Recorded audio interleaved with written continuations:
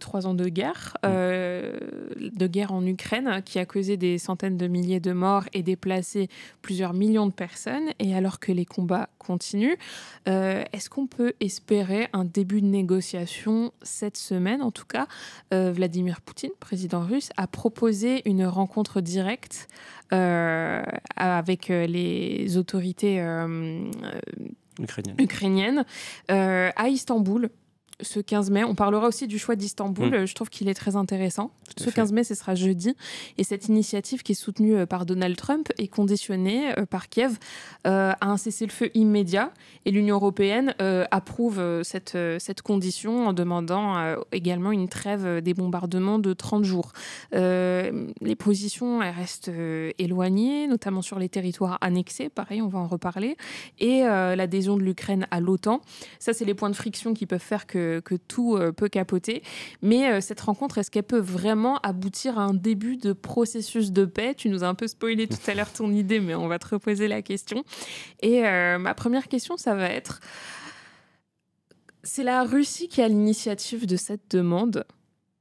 Est-ce qu'il y a anguille sous roche? En fait, quand il y a un début de négociation, qu'est-ce que ça signifie que ça vienne d'une part ou de l'autre? Est-ce que ça signifie que le conflit commence un peu à basculer ou autre? Je pense qu'en fait, c'est... Il y a un début de processus. Ouais. Alors, c'est la Russie, entre guillemets, qui en a été à l'initiative, mais parce qu'elle répond... En fait, dans le week-end, tous les pays européens et les États-Unis ont appuyé... Il y a eu un sommet, ont fait un sommet pour réclamer un cessez-le-feu de 30 jours pour pouvoir justement lancer un processus de négociation. Du coup, la Russie a dit, OK, pour le processus de négociation, pour la première fois, rencontre-nous directement Ukrainiens et Russes, qui n'a plus été le cas de tête depuis 3 ans, et justement le précédent sommet d'Istanbul. Il y en a peut-être eu quelques-uns après, mais en tout cas, je pense que c'est une dernière fois où ils ont pu se rencontrer directement. Donc voilà, c'est la réponse russe. Est-ce que c'est pour gagner du temps? Zelensky, de son côté, a dit... après s'être laissé du temps et en plus avoir subi une pression américaine, puisque Donald Trump a dit qu'il doit répondre immédiatement. Donc on voit bien là aussi que les États-Unis et le régime de Trump veut absolument aboutir à un cessez-le-feu, puisqu'ils étaient quand même engagés, et c'est un des programmes phares de son élection, c'est-à-dire j'obtiendrai la paix en Ukraine. Il avait dit dans les 24 heures ou 48 heures, puis finalement 100 jours, donc on avait dépassé les 100 jours, donc finalement dans les 6 mois en tout cas, à voir. Peut-être un an. En tout cas, voilà, Zelensky a dit rencontrons-nous avec Poutine. Ça, je pense, il faudra voir, la réponse peut-être tombera dans la journée. J'ai des doutes sur le fait que Poutine accepte un face-à-face sans connaître les modalités, sans cadre véritable. C'est-à-dire que oui, début de négociation, avec un cessez-le-feu. Mais en tout cas, tout ça est quand même... voilà, c'est des avancées, parce qu'on a eu aussi les semaines précédentes, faut se souvenir, c'est que depuis l'arrivée de Donald Trump, il a en effet tenté de faire bouger les choses. Il y a eu plusieurs rencontres. Il y a eu d'abord un coup de fil entre Trump et Poutine pour voir comment est-ce qu'on pouvait obtenir ou débuter un processus de paix. Après, il y a eu plusieurs rencontres... on va dire, bilatérale entre l'administration américaine et russe, l'administration américaine et ukrainienne, notamment en Arabie Saoudite ces derniers mois, ces dernières semaines. On a vu à peu près les contours de ce que pourrait être un cessez-le-feu, c'est-à-dire sur la question, bien sûr, des territoires annexés. Est-ce qu'aujourd'hui, l'Ukraine accepterait, en tout cas le temps d'un cessez-le-feu et des négociations, que ces territoires soient reconnus comme russes? La question de la Crimée, qui est centrale aujourd'hui, en tout cas d'un point de vue d'un accord. La question des prisonniers, la question de l'adhésion, en effet, de l'Ukraine à l'OTAN, mais ça, a priori, ça va être compliqué, mais en tout cas, de quelle garantie de sécurité on peut offrir à l'Ukraine, que ce soit européen et américain, c'est ce que souhaite aujourd'hui Zelensky, et la question aussi de l'intégration de l'Ukraine à l'Union européenne, en tout cas par des coopérations économiques. On sait que, par exemple, une des choses qui ont été récemment signées, c'est l'accord sur les minerais entre les États-Unis et l'Ukraine. Ça a pris du temps aussi, ça a pris plusieurs mois. Là, aujourd'hui, ils ont signé un accord, et dans cet accord, il y a quand même quelques indices. C'est que il y a la reconnaissance qui n'était pas le cas depuis l'arrivée de pouvoir de Donald Trump, de l'invasion russe de l'Ukraine et quand même d'une pression qui a été mise dans ce document à l'encontre de la Russie sur le fait de respecter la souveraineté ukrainienne. C'est la première fois qu'en tout cas Trump le notait ainsi. Donc on voit qu'il y a quand même une volonté des États-Unis de mettre aussi un peu plus la pression sur la Russie pour aller vers un accord ou en tout cas un début de processus. Donc c'est pour ça que le 15 mai, mine de rien, arrive après tous ces échanges diplomatiques. On sait que les négociations ont lieu de toutes les manières. On sait que sur le terrain des deux côtés, il y a quand même une certaine lassitude, une certaine fatigue. Oui, mais j'allais te poser la question justement. Au bout de 3 ans, pour nous, depuis la France, depuis notre petit confort, on va dire, le conflit a l'air de s'éterniser. On a l'impression, on voit plus toutes ces vagues de départ, etc. Mais est-ce qu'il y a toujours autant de vagues de départ et est-ce que la lassitude, elle est vraiment bilatérale parce qu'on voit beaucoup d'images d'Ukraine et c'est logique. Mais est-ce que dans la population russe, est-ce que le ras-le-bol commence à monter également ? Alors, ukrainiens forcément, parce que comme ceux qui sont directement, ouais. Voilà, c'est sur leur territoire que se passe le conflit. Donc ça, oui, c'est logique. Mais la Russie envoie des troupes, donc. La Russie envoie des troupes, donc en fait côté russe, oui, il y a une lassitude. Alors déjà sur toutes les régions mine de rien limitrophes de l'Ukraine. Donc on a les régions par exemple de Belgorod, on a les.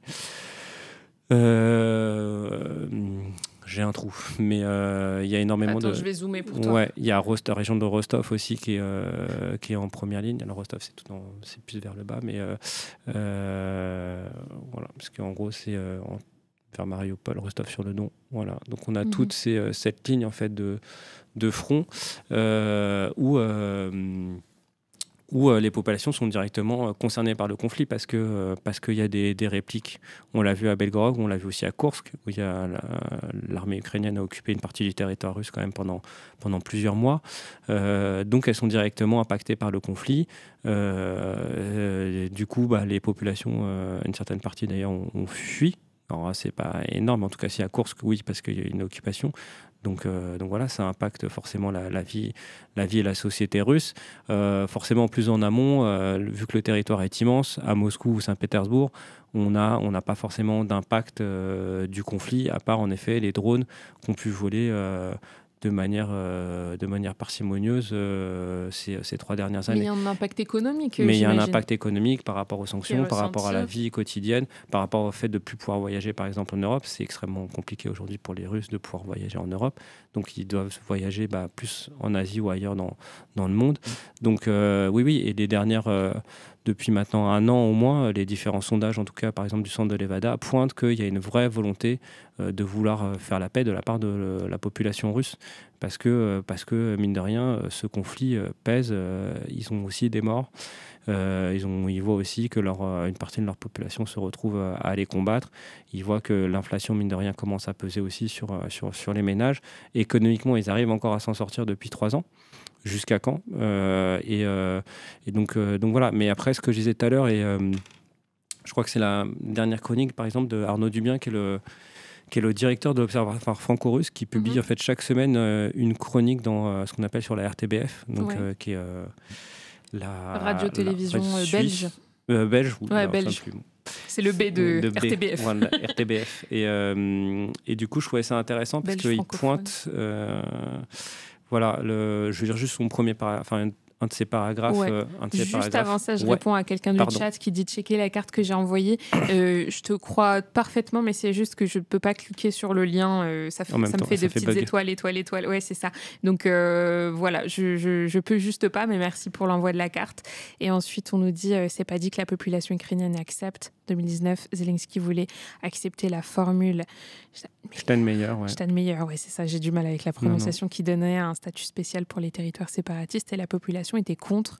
C'était vu comme une capitulation. C'est plus, ouais. En effet, alors après je dirai mon passage, mais en 2019, Zelensky arrive au pouvoir justement pour mettre un terme à la guerre. C'est son programme. Alors il y avait la formule Steinmeier, il y a aussi le fameux accord de Minsk où il était question pour aboutir à la paix, qu'un certain nombre de ces régions puissent voter après le cadre, voilà, et un statut spécial. et après ferait le choix indépendance, pas indépendance au sein de l'Ukraine, au sein de la Fédération de Russie. Ça faisait partie des accords de Minsk qui ont duré, jusqu'à la veille de la guerre d'ailleurs, puisque à la veille de l'invasion russe, il y avait encore eu un tour de table où on commençait, il y a des bougées en tout cas diplomatiques pour ceux qui participaient, qui disaient qu'il y avait quand même quelques bougées. Mais en effet, finalement, Zelensky n'était pas allé au bout de ce process. Est-ce que c'était par rapport à son opinion ? Est-ce que c'était par rapport aussi à un certain nombre de personnes au sein de son parti ou des gens qui l'avaient financé ? On sait que c'est des choses qui sont compliquées aujourd'hui en Ukraine, mais pour avoir vu quand même la population, à part ceux peut-être qui sont vraiment à l'extrême ouest, mais tous ceux qui prennent, parce que 3/4 du pays, chaque jour, reçoit une dizaine ou une vingtaine d'alertes drones, missiles, etc. Donc ça pèse au bout de 3 ans, pour avoir fait un peu le tour du pays. Ça pèse sur la manière dont vivent les Ukrainiens. Oui, alors bien sûr, moral. il reste C'est des notifications sur le portable, Ouais, comme quoi c'est il faut ça. aller se cacher. Et des très alertes concrètement, aériennes ou alors la sirène qui retentit quand vraiment les alertes sont importantes. Et donc forcément, ça pèse sur le moral des gens, ça pèse sur leur vie quotidienne, et souvent en plus elles ont lieu la nuit majoritairement, donc ça veut dire que même si on s'endort, on est toujours sur le qui-vive. Donc maintenant, au bout de 3 ans, ils passent outre. Ils vont plus. Une majorité ne va plus dans les abris ou ne descendent pas dans les abris. On va vivre avec cette chose-là parce que sinon, en gros, on arrête de vivre. Mais c'est quelque chose qui pèse énormément. Moi, je l'ai trouvé sur la vie des Ukrainiens.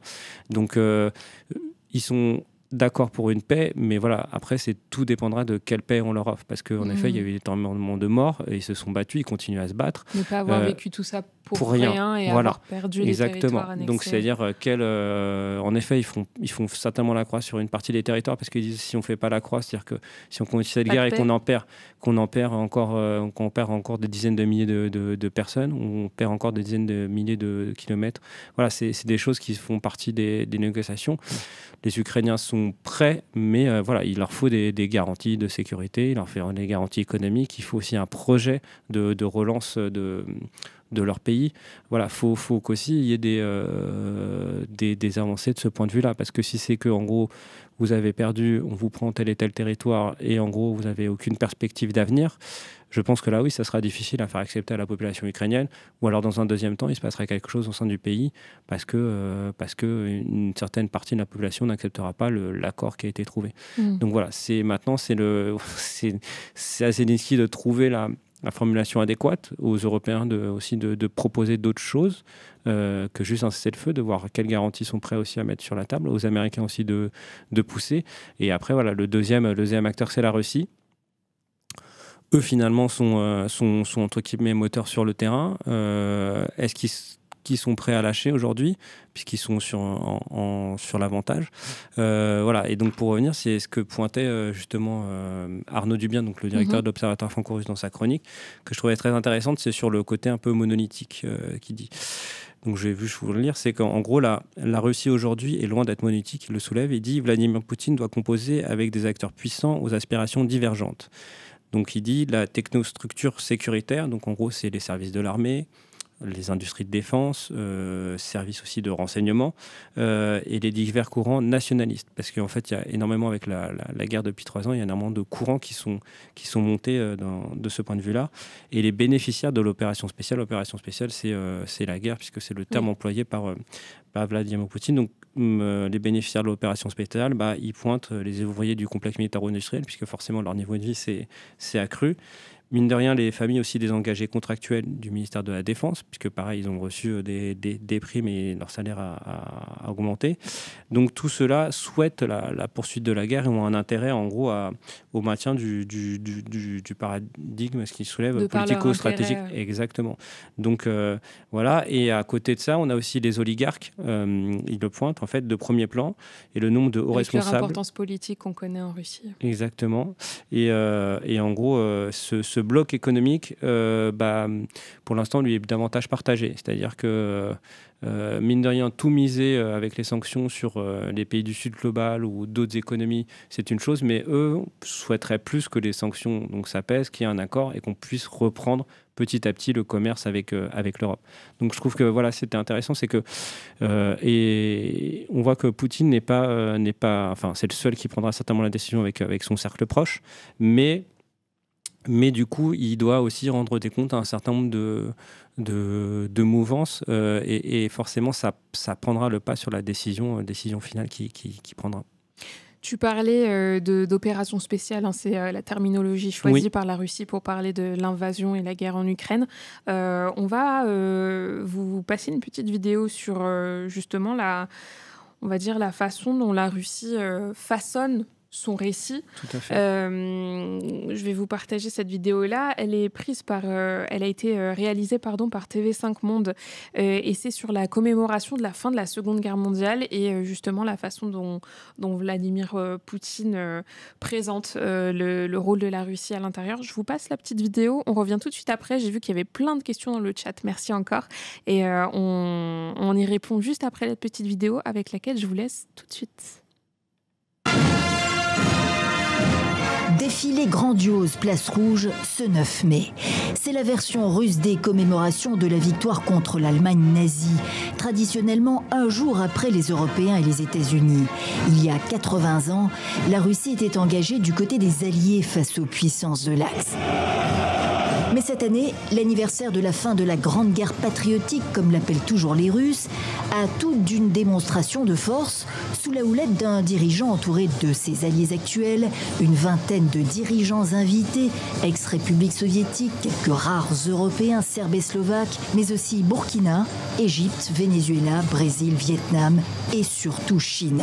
Une première à Moscou un 9 mai pour le président Xi, invité d'honneur de Vladimir Poutine, qui cite l'histoire pour mieux vanter la grandeur de la Russie en guerre contre l'Occident et en particulier l'Ukraine.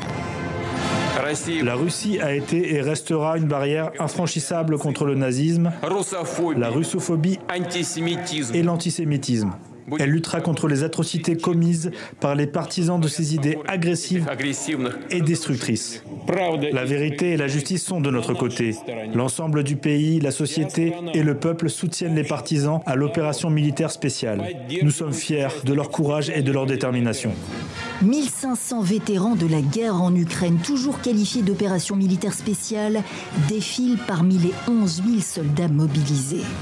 Des drones, armes de premier plan en Ukraine, sont exhibés pour la première fois un 9 mai, ainsi que des véhicules militaires flambant neufs. En clôture de parade, des avions de combat dans le ciel de Moscou. Ce n'est pas la fin du spectacle voulu par Poutine. Pendant de longues minutes, le dirigeant russe passe en revue les hauts gradés militaires des pays alliés, dont les Nord-Coréens, investis eux aussi dans la guerre en Ukraine. Ouais. Et voilà pour ce reportage. Donc, on a bien vu qu'on parlait non pas de guerre, mais d'opération spéciale. On a aussi vu un point très important, et après, on prend vos questions hein, dans le chat. On les a toutes lues pendant le reportage. Le rapport entre l'Ukraine et le nazisme. C'est quelque chose qui est très important, en fait, dans le récit russe. Ouais. Oui, non, c'est... alors, non, il n'y a pas... Juste pour revenir, c'est parce que sur le 9 mai et sur les célébrations russes, ça a toujours été utilisé par les différents pouvoirs justement pour mettre en avant ce côté, ces festivités, ce côté politique. Alors ça reste en effet une des principales fêtes populaire pour les Russes. Il y a encore un sondage qui est sorti, je crois que c'est loin devant toutes les autres festivités, c'est vraiment la fête nationale, parce que le pays et l'Union soviétique notamment a été une des principales victimes lors des combats de la Seconde Guerre mondiale. Il y a plus de 20 millions de morts. Voilà, donc en gros, toutes les familles de l'ancien bloc de l'Est ont été marquées par ce conflit, notamment les Russes et les Ukrainiens, les Biélorusses. Il n'y a pas une famille qui a été épargnée par ce conflit, donc forcément, c'est quelque chose qui touche les populations, et donc ça maintient ce récit. La différence, c'est que voilà, depuis maintenant plusieurs années, Poutine s'en sert comme une tribune aussi politique, et là il fait, dans ce récit national, donc de combattre, par exemple, le nazisme, comme il y a 80 ans, il va aussi combattre le nazisme en Ukraine parce que, d'après lui, en gros, il y a un récit officiel ukrainien qui met en avant des dirigeants, on va dire, nationalistes, ultranationalistes, certains qui ont été d'ailleurs condamnés, qui faisaient partie de mouvements proches du nazisme, en tout cas qui ont soutenu les nazis, qui ont fait des crimes de guerre. Mais en gros, il va amplifier ce phénomène et cette construction, on va dire, ukrainienne pour expliquer l'intervention. Alors oui, en effet, il y a des choses à redire sur les fameux héros que le gouvernement ukrainien, ces 20 dernières années, a mis en avant. Il n'y a pas de souci. Maintenant, de dire que toute la société est dirigée par des nazis, etc., c'est autre chose. Et en fait, lui, ça lui permet de justifier, puisque le combat contre le nazisme, en effet, structure la société russe, parce qu'elle est mise en avant par le pouvoir, mais parce que chacun a un grand-père ou un père, enfin maintenant plus trop un père, mais en tout cas un grand-père ou quelqu'un de sa famille qui est mort parce qu'il a combattu contre l'armée allemande. Donc c'est quelque chose qui touche les Russes. Donc voilà, il va s'en servir. Il fait le lien aujourd'hui, 80 ans après, entre ce qui se passe en Ukraine et la guerre de 45. Il avait invité aussi le président chinois, les Nord-Coréens, parce que les Nord-Coréens, pourquoi est-ce qu'ils sont dans l'histoire? C'est que la Russie et la Corée du Nord ont signé un accord pareil bilatéral de sécurité, un peu sur le même modèle d'ailleurs que fait l'Ukraine avec la France ou avec la Pologne. Ces soldats nord-coréens, en effet, ont fait des missions qu'on appelle de sécurité en Russie, et donc sont intervenus, en tout cas seraient intervenus, par exemple, à Kursk, qui se trouve en Russie, puisque l'armée ukrainienne était intervenue pour prendre une partie du territoire russe. Donc voilà, c'est pour ça qu'il les a mis à l'honneur. Et on voit que là, il y a une volonté aussi de récit et de s'adresser, on va dire, au Sud global,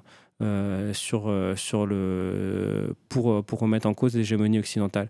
Et c'est ce que fait Poutine, ce que fait aussi la Chine, parce qu'il y a une volonté aussi derrière de comparer les modèles qui sont mis en place, aussi les 2 poids 2 mesures de la part de l'Occident, c'est-à-dire de s'investir à fond sur l'Ukraine, de sanctionner la Russie et de rien dire sur ce qui se passe par exemple entre Israël et Gaza, où on n'a pas du tout les mêmes sanctions, le même rapport de force, ou sur d'autres conflits à travers la planète, sur le Soudan, sur ce qui peut se passer aussi dans d'autres pays africains.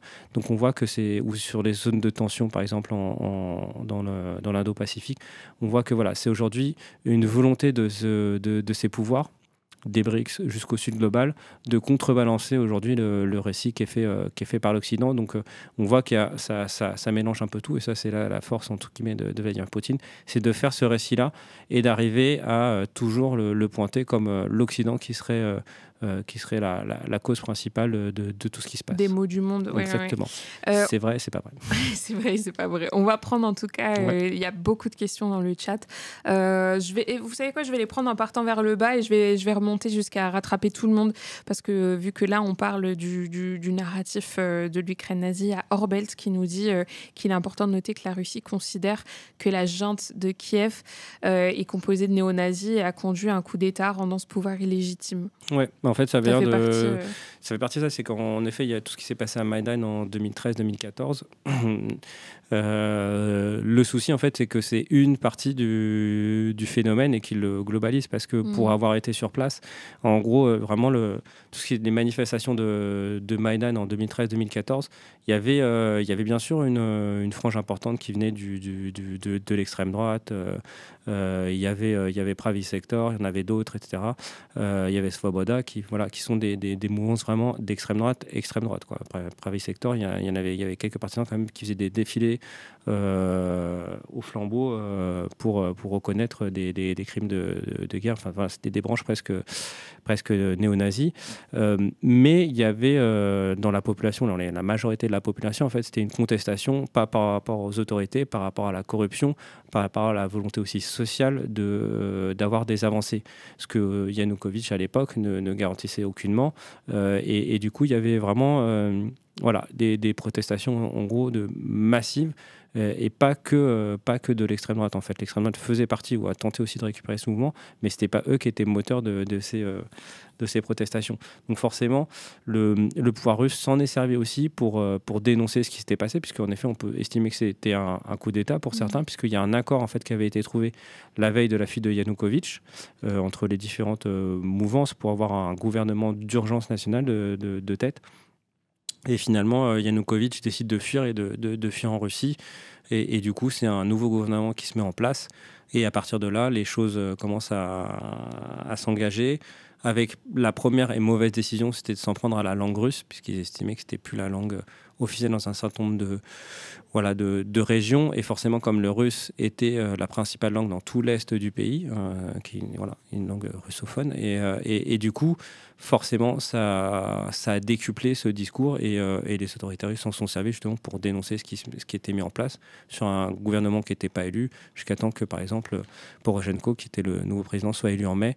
Et ça a débuté du coup avec des protestations dans tout l'est de l'Ukraine, qui a répliqué au mouvement de Maïdan en prenant par exemple les centres-villes, les mairies, etc.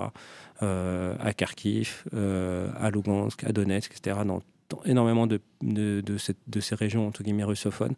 Et voilà, donc c'était un contre-mouvement et qui a abouti à un conflit, puisque plutôt que de négocier avec eux, on va dire, le nouveau pouvoir avait décidé d'envoyer l'armée pour une opération antiterroriste, sachant qu'il y a eu la Crimée entre-temps aussi, où pour le coup, vu que la flotte russe était installée à Sébastopol, il y a eu une pression et une volonté, et on a abouti à un référendum qui a reconnu l'indépendance de la Crimée, puis qui s'est rattaché à la Russie. Mais en tout cas, et après, tout vraiment ces zones des pays de l'Est, de l'Ukraine, l'armée a été envoyée par Kiev, et je pense que c'était une erreur, puisque ça a décuplé ce conflit, qui avait donc le premier qui s'est arrêté jusqu'en 2015, où il y a eu les accords de Minsk, qui a fait plus de 10 000 quand même morts des deux côtés, presque une guerre civile, une guerre civile. Et finalement, ce conflit a servi de base maintenant à ce qui s'est produit en 2022 avec l'invasion russe. Donc on voit que c'est quelque chose en fait, en effet, qui date. Et voilà. Mais on voit que le récit russe aussi se sert en effet, des quelques interrogations qu'on peut avoir sur place, mais qui ne légitiment pas une invasion, et puis tout le récit qui nous en est fait derrière. Je vais lire les questions qui nous restent. Il nous en reste vraiment pas mal. Merci beaucoup d'être réactif. Ça nous fait plaisir. On nous dit difficile d'imaginer des discussions avec Zelensky dans quelques jours. Quand on voit ces images, on en parlera du fait, par exemple, que les bombardements sont... J'ai envie de te poser la question maintenant d'ailleurs. Pourquoi est-ce que quand on commence des négociations, en général, les bombardements se multiplient, redoublent? Est-ce que c'est une façon de faire pression sur les négos? Oui, tout à fait. Ouais. C'est pour, en gros, surtout si le conflit n'est pas délimité avec un vainqueur, un vaincu, ça permet de montrer en gros que chacun a encore des ressources, et donc de peser sur le rapport de force, puisque finalement, le rapport de force peut être militaire, mais aussi diplomatique. En fait, c'est la continuité de la guerre.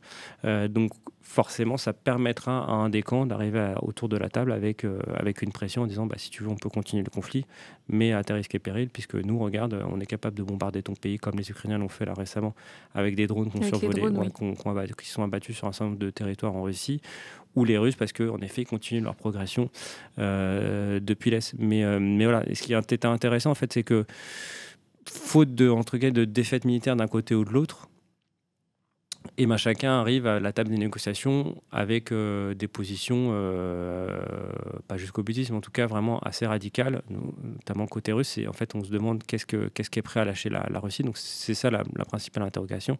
Et c'est les services de renseignement américains qui le soulignaient, c'est qu'en gros, presque les deux, aujourd'hui, sont favorables aux négociations, mais sont prêts aussi à poursuivre la guerre. Donc on est dans un entre-deux. On est dans et du coup, en gros, oui, on est prêt à la négociation, parce que les deux se rendent compte qu'au bout de 3 ans, quand même, leurs populations sont quand même assez à bout, fatiguées, qu'il y a une lassitude, qu'il y a aussi des impacts économiques qui sont réels.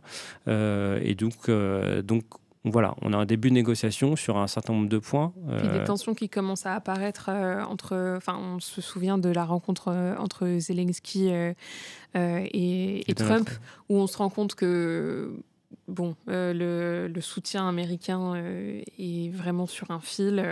Oui, parce qu'en fait, pareil, c'est que cette guerre a des impacts économiques sur une Europe aussi qui n'est pas au mieux. On voit qu'il y a quand même pas mal de pays qui sont touchés par une crise économique et sociale. Et puis l'Ukraine ne tiendrait pas seule aussi. Non, c'est ça. Et donc forcément, de remettre de l'argent aujourd'hui par solidarité avec les Ukrainiens, en tout cas les États-Unis, veulent diminuer cette aide ou avoir des contreparties comme par exemple sur les minerais ou d'autres, sur la reconstruction en Ukraine aussi. Ça il en sera question.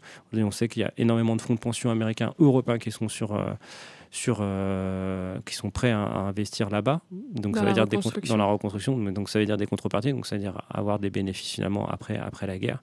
Donc on voit qu'en effet aujourd'hui c'est la question de comment soutenir l'Ukraine, sachant que tous les pays ne sont pas au mieux économiquement et socialement et qu'il y a des coupes à faire dans certains budgets, en tout cas des coupes budgétaires qui sont annoncées à droite et à gauche. Donc c'est compliqué, le contexte est compliqué économiquement, quoi. Il y a Mogrot 3, 2, 4 d'ailleurs, tu m'as eu, qui parle, je pense, du récit russe sur la Seconde Guerre mondiale, qui dit oui, enfin, les familles russes ont été encore plus marquées par rapport à la Seconde Guerre mondiale par les déportations soviétiques, mais là, on les entend moins parler en parlant de... Si. Alors, pour le coup, Poutine. Sur place, c'est... Alors, Poutine peut... Mais après, c'est compliqué, hein. C'est que c'est pas... Et il arrive à faire un récit qui globalise un peu tout le monde et toutes les tendances en fait dans la Russie actuelle, c'est-à-dire qu'il est capable de s'adresser aux royalistes, ce qui remet à l'honneur, par exemple, tous les grands empereurs russes, donc Pierre le Grand ou d'autres. Il est capable aussi de s'adresser à la religion orthodoxe, puisque c'est quelque chose sur lequel il s'appuie maintenant depuis une dizaine d'années, voire plus. Donc c'est quelque chose qui fonctionne aussi aujourd'hui. Et après, il est capable aussi avec toute la vieille génération qui a connu l'époque soviétique, en maintenant un certain nombre de fêtes, en remettant par exemple l'hymne soviétique au goût du jour, puisque c'est l'hymne aujourd'hui russe.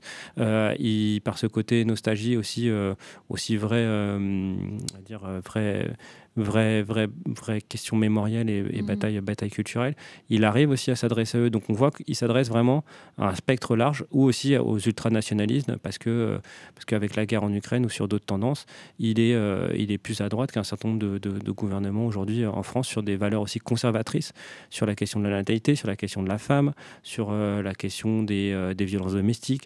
Il y a énormément de choses comme ça sur lesquelles en fait il est capable de donner des gages à différentes tendances dans la société russe. Et c'est là où c'est pas que juste en fait je vais m'adresser à ceux qui se rappellent le temps de l'Union soviétique. Non, c'est plus complexe que ça. Donc c'est pour ça qu'il doit aussi prendre en compte ces différentes tendances aujourd'hui. C'est lui-même qui a travaillé ce projet-là, sur lequel il doit peser pour sa décision finale sur un certain nombre de cas. Et il sera aussi question du futur aussi, pareil, la président russe, puisque normalement c'est son dernier mandat, donc il doit trouver aussi un successeur d'ici les prochaines années. Donc voilà. Oui, je rappelle aussi, c'est aussi l'occasion de le dire, mais tous les pays et même tous les chefs d'État ont leur récit national qu'ils tiennent à. On se rend moins compte quand c'est chez nous, mais on a la même chose en France avec un récit national qui évince notamment les questions. On en parle beaucoup à l'UMA, c'est pour ça qu'on se permet de le dire, mais de colonialisme. Voilà, on a vu encore il n'y a pas très longtemps quand on parlait d'Oradour-sur-Glane commis en Algérie. Pardon, quoi. En fait, ça fait partie des choses qui ont été évincées du récit national.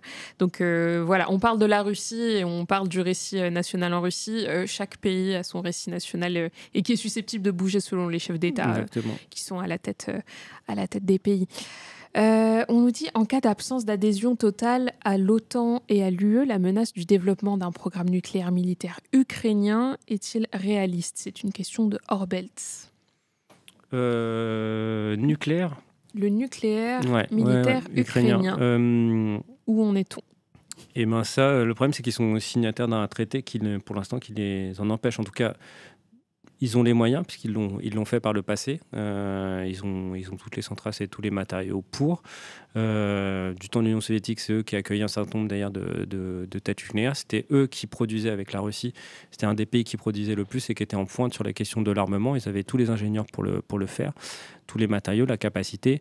À la chute de l'URSS, ça avait été décidé du coup que c'est par la neutralité sécuritaire. Ils devaient abandonner toutes les têtes nucléaires qui étaient positionnées sur leur territoire et aussi toutes les questions de recherche. Aujourd'hui, en tout cas sur les questions d'armement, oui, ils sont en train de relancer puisqu'ils ont les ingénieurs pour. fabriquer un certain nombre d'armes, la question du nucléaire, ça, forcément, elle devra être... enfin, si elle se pose, je pense que là, dans ces cas-là, on part sur un conflit qui va durer encore beaucoup, beaucoup plus longtemps.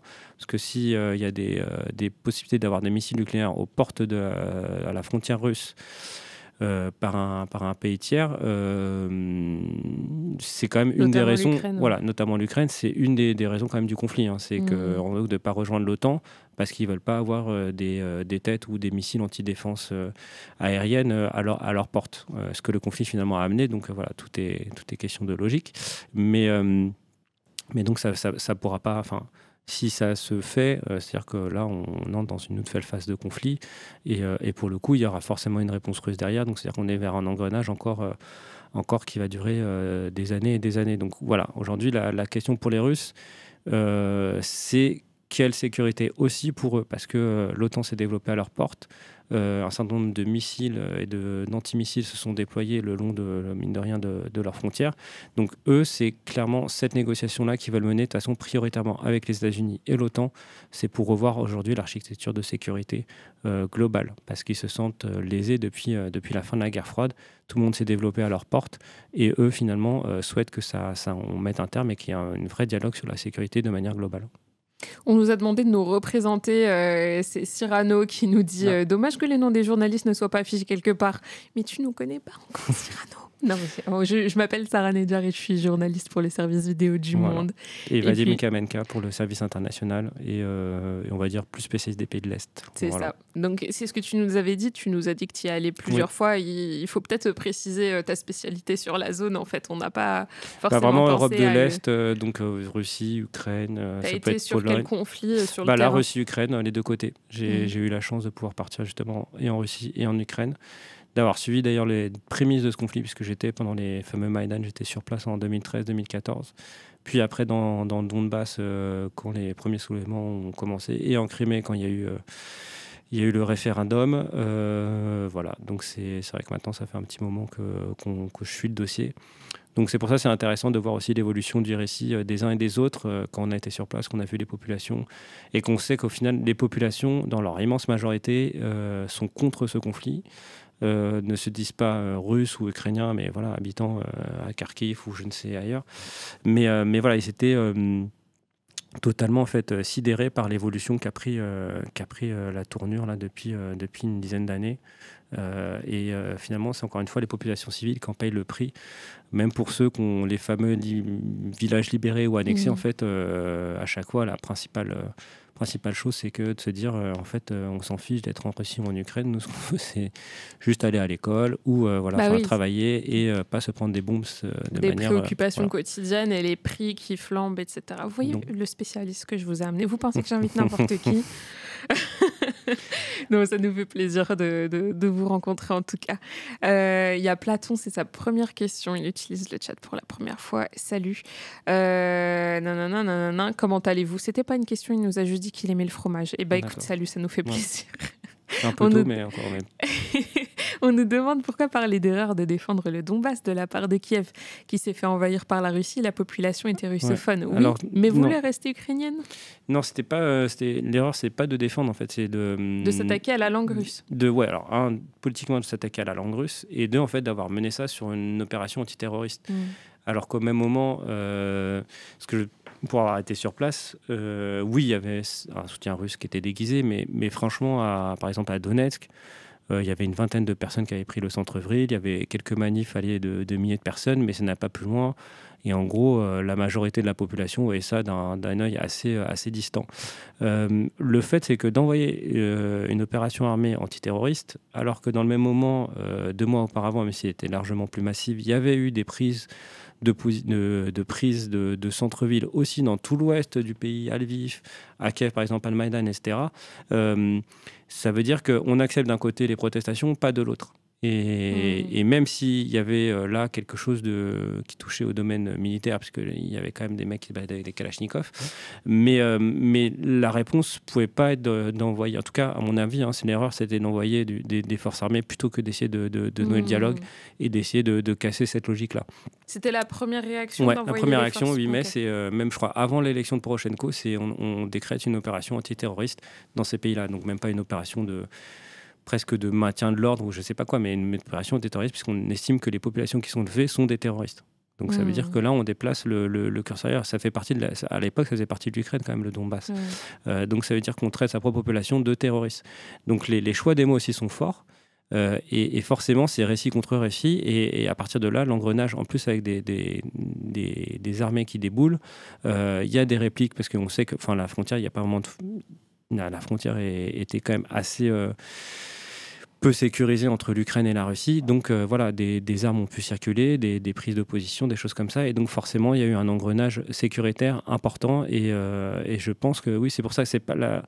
Je dirais que je pense que le choix du gouvernement ukrainien à l'époque n'était pas forcément le bon. Je dis pas qu'il devait pas maintenir le Donbass en Ukraine. Parce que tu en as vu les conséquences. Voilà, c'est que il y avait d'autres pistes qui étaient évoquées à l'époque par plusieurs partis, notamment est-ce qu'il fallait pas faire un question de fédéralisme en Ukraine, où chaque région aurait eu un poids, puisque l'Ouest demandait la même chose, l'Est aurait pu aussi l'avoir, mais avoir des propositions politiques plutôt que tout de suite recourir à des opérations sécuritaires ou militaires. Voilà.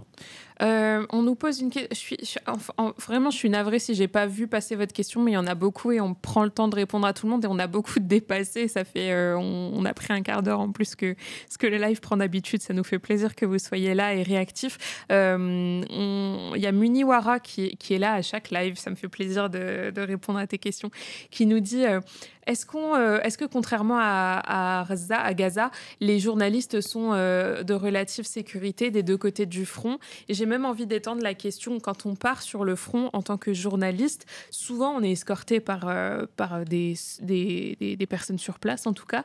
Est-ce que ça... comment dire ?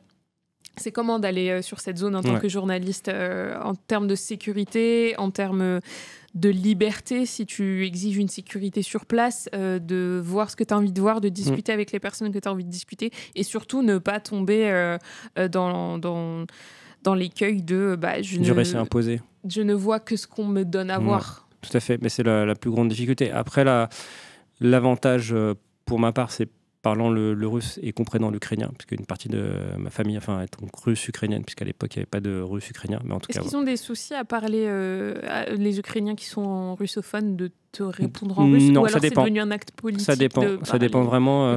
Là, pour le coup, il y en a quelques-uns qui refusaient, mais qui s'y pliaient parce que j'étais avec des Ukrainiens, des amis ukrainiens, et voilà, ils nous ont raconté, mais eux, c'est juste pour faire le récit, c'est pas pour prendre le parti des Russes ou prendre le parti d'un tel ou d'un tel. Donc non, c'est voilà. Mais oui, c'est plus compliqué pour certains de répondre. L'avantage, c'est que comprenant à peu près l'ukrainien, j'arrivais à m'en dépatouiller. Mais oui, après sur comment aller sur ces zones-là. Par exemple, en Russie, déjà, il faut un visa. On peut pas travailler sans. Donc il faut avoir un accord du ministère de l'Intérieur et du ministère des Affaires étrangères. Maintenant, il y a la double validation depuis la guerre. Donc il y a l'idée de valider les journalistes qui rentrent. Mais ça, après, il y a énormément de pays. Après, c'est parce que, même, de toute façon, parce qu'il y en a qui ont des correspondants sur place à l'année, mais pareil, ils doivent refaire valider leur attestation. C'est partie des choses. Il y a plein d'autres pays qui le font. Il faut pareil un visa pour les États-Unis pour aller travailler. Oui, bien sûr. Donc voilà. Là, oui, c'est double validation, donc ça prend un certain nombre de temps et c'est de plus en plus difficile puisqu'ils l'accordent ou ils l'accordent pas. Mais pour pouvoir se rendre sur place, une fois qu'on est sur place, moi, je travaille pas avec des fixeurs. Parce que maintenant je connais aussi un peu le terrain. Je travaille avec par exemple des syndicats ou des élus ou des organisations parce que ça permet justement de pas être redevable. On peut pas partir avec par exemple l'armée ou des choses comme ça, même si je l'ai fait une fois pour en effet voir vraiment toucher le plus proche du terrain, la zone 0 sur la ligne de front. Mais je trouve ça pas très intéressant parce que finalement, en effet, on a peu de temps pour discuter avec la population. L'avantage parlant la langue, c'est que oui, ça permet quand même de sortir du cadre imposé par l'armée ou par le ministère de la Défense, etc., etc. Donc oui, ça permet d'avoir quand même un dialogue. Après, le plus intéressant, c'est quand même discuter avec la population, même si à 10 km du front, elle subit exactement la même chose. Donc de voir comment eux vivent, s'interroger sur c'est quoi leur perspective et travailler vraiment avec l'opinion sur place et avec des gens aussi qui travaillent à l'année ou depuis plusieurs années dessus, avec des chercheurs ukrainiens, des chercheurs russes, des sociologues, etc. Donc après, voilà, le cadre russe est plus contraint. Mais après, j'ai jamais eu de pression pour faire telle chose ou telle chose. Oui, après, on nous refuse d'accéder à certaines zones. Ça, c'est vrai, puisqu'il faut des autorisations spéciales. Et côté ukrainien, pareil, ça passe par... on peut aller en Ukraine, il n'y a pas besoin de visa. Par contre, pour travailler sur la guerre en Ukraine en tant que journaliste, il faut aussi faire valider par le ministère de la Défense. Donc voilà, ces 2 autorisations, ça s'obtient assez facilement. Et après, ça nous permet en effet d'aller sur telle ou telle zone. Voilà. Après, il y a des obligations. C'est-à-dire que si tu veux, pareil, aller sur la zone, ce qu'on a une 0 du front, oui, là, il faudra partir, ce qu'on appelle embarquer avec l'armée qui va t'emmener voir tel ou tel village. Mais après, le plus intéressant, c'est prendre en effet le maximum de précautions parce que tu vas sur une zone de guerre. Il y a eu des morts, en effet, pour répondre à la question. Il y a eu des journalistes, il y a un certain nombre de journalistes qui sont morts des 2 côtés. Il y avait un journaliste pigiste qui était assez jeune, d'ailleurs. Oui, il y a un Français qui est mort il y a un an. De l'AFP, je sais plus. De l'AFP, tout à fait. De l'agence France-Presse. Dès les premiers jours du conflit, d'ailleurs, il y a un journaliste du Monde et de l'AFP, je crois, qui ont été blessés. Voilà, parce qu'ils venaient sur un village qui venait d'être bombardé et puis ils ont pris une 2e salle. Donc oui, on est à l'abri de rien, mais c'est heureusement moins grave qu'à Gaza, c'est qu'au moins en Ukraine et en Russie, on est libre de nos mouvements, c'est des grands territoires. Oui, sur des zones qui sont bombardées systématiquement, faut se protéger, mais c'est pas comme à Gaza où là, l'enclave palestinienne est interdite d'accès aux journalistes. C'est que les journalistes en fait qui étaient sur place au moment de l'opération israélienne, qui se trouvent toujours sur place, qui peuvent donner des informations. Aujourd'hui, d'ailleurs, ça monte depuis. Ils sont ciblés. On parle de 200 exactement, journalistes 200 journalistes tués ou travailleurs des médias. Et parce qu'aujourd'hui, la presse internationale est absente de cette zone-là parce que l'armée israélienne refuse que les journalistes puissent entrer et puissent faire leur travail, c'est-à-dire répertorier les crimes qui sont commis aussi. Ce qu'on peut faire en Ukraine, par exemple, sur les crimes russes, etc. Ça, aujourd'hui, on peut pas le faire à Gaza. Donc, c'est 2 manières de travailler totalement différentes puisque nous, on n'a pas accès là à Gaza aujourd'hui. En Ukraine et en Russie, oui, il faut prendre toutes les précautions, c'est-à-dire de savoir ce que je dis à chaque fois aux jeunes journalistes, c'est vraiment de savoir ce qu'on veut raconter, qui on veut rencontrer et comment on le fait pour minimiser au maximum les risques. Par exemple, si on se déplace vers la ligne de front, appeler les gens dont on veut faire le récit, le portrait, etc. Les appeler pour savoir aujourd'hui comment ça va, est-ce que ça bombardait beaucoup, vers quelle heure, etc. Est-ce que c'est le mieux de prendre telle ou telle route, vraiment au maximum, parce que c'est les gens qui vivent sur place qui savent le mieux comment fonctionner, et qui ont pris leurs habitudes, qui savent exactement à quelle heure, enfin grosso modo ça va bombarder, à quelle heure les drones vont passer. Puis après on a aussi toutes nos alertes avec l'armée, parce qu'il y a via des réseaux sécurisés sur Telegram ou autres, on a aussi l'information en direct quand il y a des bombardements. Et bien évidemment, puisqu'on en parle, on en fait un petit mot, mais le journal L'Humanité s'est engagé, en tout cas dans sa parole, pour défendre les journalistes de Gaza qui rapportent les infos qui sont cruciales au péril de leur vie. Et on parle de 200 tués. Il y a eu un papier là-dessus chez nous que je vous invite à aller voir également. Et il y a eu un mouvement, c'était à Bastille en hommage, et le journal L'Humanité s'y est rendu en hommage à nos confrères et consoeurs tués. On nous dit, il faut rappeler que blessé c'est moins grave que tué, mais ça reste grave, parfois très grave pour le restant de la vie ou des blessés, effectivement. Parler de la sécurité des Russes comme une priorité alors que c'est la Russie l'agresseur, que la volonté russe est d'envahir l'Ukraine malgré les accords internationaux, ça me paraît très déplacé. Après, la Russie est dans son rôle en parlant de sa sécurité. Oui, après, non, mais c'était juste pour expliquer les raisons aussi de l'invasion et de l'agression, parce que si on parle pas des raisons de l'invasion, de l'agression, c'est-à-dire que le conflit va durer ou va reprendre, voilà. Donc, et il faut le prendre comme un argument russe aussi. Comme un argument russe pour arriver à négocier, pour comprendre aussi les choses. C'est que pour elle, la raison de l'agression, c'est sa question de la sécurité, parce que si l'Ukraine a adhéré à l'OTAN, ça veut dire des troupes situées à 10 km de son sol, d'une puissance étrangère. Typiquement, si par exemple des Russes ou des Chinois ouvraient des bases, par exemple à Cuba ou ailleurs, on sait très bien la crise que ça a eu il y a quelques dizaines d'années. Hein. Donc ce que je veux dire, c'est quoi? C'est tout est question de perspective. Oui, l'agresseur est russe, oui, l'invasion et les crimes sont russes. Mais pour aboutir à des négociations et à la paix, il faut partir de pourquoi est-ce que l'agresseur a fait ça et comment est-ce qu'on arrive à un accord pour éviter que la guerre s'éternise avec des dangers aussi importants, notamment pour l'Europe. On arrive à la fin de ce chat. On va prendre une toute dernière question et je suis vraiment navrée de pas. On espère quand même. Les questions que j'ai choisi de sélectionner dans la profusion de questions. Merci beaucoup encore une fois d'être là et d'être intéressé par les sujets.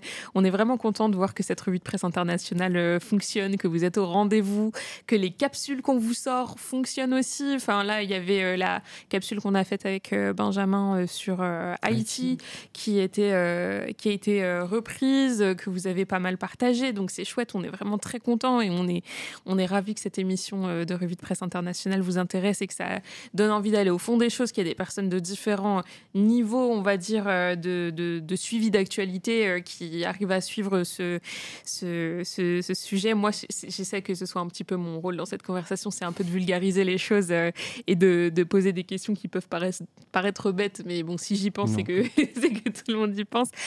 On prend une dernière question, c'est celle d'Antoine qui dit: est-ce que l'Europe a les moyens de déployer une défense européenne pour remplacer l'OTAN dans les années à venir? Est-ce que ça pourrait abaisser les tensions avec la Russie? Ou bien ça ne changerait rien? Il y aurait un nouveau narratif de la part de la Russie contre l'Europe, même de la Russie contre le monde occidental. Je pense qu'il y a un vrai... Ce que Antoine veut dire, c'est qu'en ce moment, il y a un vrai clivage entre ce qu'on appelait la communauté internationale, ce qui veut dire les dirigeants occidentaux, et ce qu'on peut aussi considérer comme le Sud global, ou alors le reste du monde. Parce que est-ce qu'on peut mettre la Russie dans le Sud global? Pas vraiment. Si, en tout cas, dans l'idée, en tant que grand allié, mais... Non, après, elle dit en faire partie, puisque pour elle, c'est important d'un point de vue son récit à elle. C'est-à-dire, en effet, de dire aujourd'hui, finalement, c'est une minorité de pays, dont l'Occident, qui décide de la destinée du monde, et ce qui est vrai, mais pour son propre... C'est pas pour défendre Poutine, voilà, mais pour son propre faux. récit, c'est-à-dire pour dire, mais c'est pour ça d'ailleurs qu'ils nous sanctionnent, c'est pour ça que ils veulent développer leur armée à nos portes, etc. Donc en gros, par ce récit qui est réel aussi, ils le détournent assez à des fins politiques, voilà. Et après sur le fait, est-ce que l'Union européenne peut... j'espère en fait qu'elle propose une alternative autre que juste des livraisons d'armes et tout, mais aussi diplomatiquement, et surtout en termes de négocier directement avec les Russes. Alors le problème, c'est qu'aujourd'hui les Russes veulent discuter principalement avec les Américains, puisque selon eux, c'est quand même la principale puissance, c'est elle qui décidera en fait des questions de sécurité et d'architecture de sécurité globale. Mais l'Europe en fait partie, puisque c'est sur notre territoire, c'est notre voisin, donc c'est à nous de négocier aussi avec la Russie sur en gros comment arriver et à sortir de cette impasse sécuritaire. Et oui, s'il faut une défense européenne à la place de l'OTAN, bon, très bien, mais c'est-à-dire que si c'est pour faire les mêmes erreurs et les mêmes schémas, par exemple, là il y a 800 milliards qui ont été décrétés par l'Union européenne pour relancer tout le secteur de l'armement et de la défense européenne, parce qu'on estime que la Russie est une principale menace. Elle fait partie des menaces. Est-ce que c'est la seule? Ça, après, c'est la question à voir. Est-ce qu'elle va envahir l'Europe? Il y a quand même des gros doutes là-dessus, parce qu'on le voit bien en Ukraine déjà, c'est compliqué pour elle. Donc d'aller envahir un autre pays, notamment membre de l'OTAN, il y a quand même là plusieurs militaires qui disent que c'est quand même assez peu vraisemblable, mais bon, en tout cas se préparer, pourquoi pas. Mais pour faire quoi? Encore une fois, c'est quelle stratégie derrière? Est-ce que c'est juste d'être en confrontation avec la Russie? Est-ce que c'est amener du dialogue? Est-ce de relancer l'économie? Parce que ces 800 milliards, ils vont pas ailleurs, et aujourd'hui on coupe par exemple dans l'éducation, dans la santé, dans la recherche, alors que quand même ça devrait être le moteur, et notamment relancer le dialogue. Pendant la guerre froide, on a réussi à maintenir un dialogue. Il y a un certain nombre de contrôles sur les armements, sur les questions nucléaires. Et aujourd'hui, on a quelque chose comme quand même la crise climatique qui est maintenant complètement...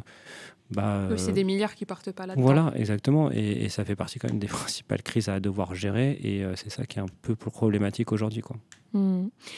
Merci beaucoup.